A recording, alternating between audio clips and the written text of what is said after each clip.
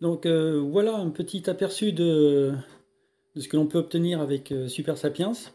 Donc là, après des petites séances de musculation, où il n'y a pas eu besoin forcément d'apport énergétique en glucose, en glucides. Donc ça, je suis resté dans la zone de confort, il n'y a pas de souci. Et ensuite, j'ai mangé. Et là, au début du repas, tout se passe bien. Le repas ne provoque pas de pic. Et donc là, c'est un exemple de comment concevoir un dessert, par exemple. Donc là, le dessert, on voit très clairement que mon dessert n'est pas du tout adapté, puisque j'ai un énorme pic glycémique. Je monte à 182 mg par décilitre.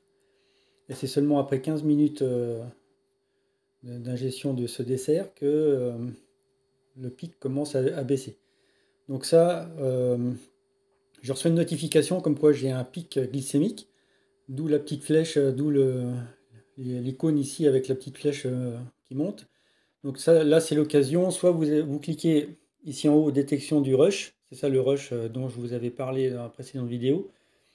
Soit vous cliquez sur cette icône en haut, soit vous cliquez directement sur l'icône ici et vous lui indiquez que c'est un rush à cause de la nourriture. Vous validez. Comme ça, c'est enregistré et éventuellement, si vous voulez revenir dessus pour changer, il y a pas de souci.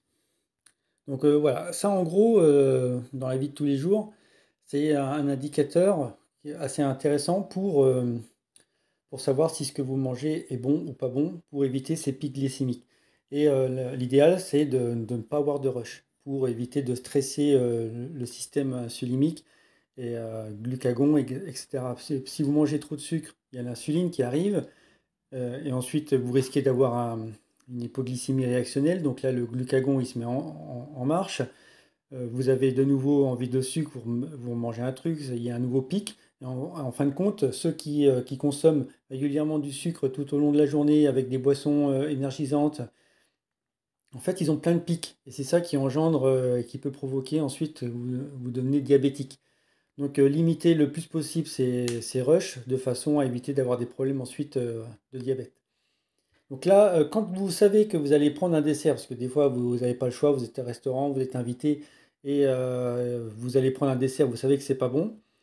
Non, là, je ne l'ai pas fait parce que je voulais vous montrer le rush. Mais quand vous savez que vous me prenez un dessert de ce type-là, l'idéal serait dans les 10-15 minutes qui suivent, dans les 5-10 minutes c'est mieux, vous vous levez, vous allez faire ce qu'on appelle éventuellement la balade digestive. Alors c'est pas pour digérer, en fait, c'est dès lors que vous êtes en activité, le sucre que vous avez ingéré qui est dans l'estomac va être utilisé pour l'activité justement. Même une simple marche, le simple fait de se lever, de faire une activité, voilà, vous vous levez, vous vous baladez dans la maison, peu importe ce que vous allez faire, laver les carreaux, bref, on s'en fout, passer le ménage, et ben c'est une activité physique et ça va limiter le rush. Donc la prochaine fois, j'essaierai de vous montrer ça. Je prendrai un truc dont je sais que ça va me provoquer un pic et dans la foulée, je ferai une micro-activité et vous verrez que le pic sera atténué.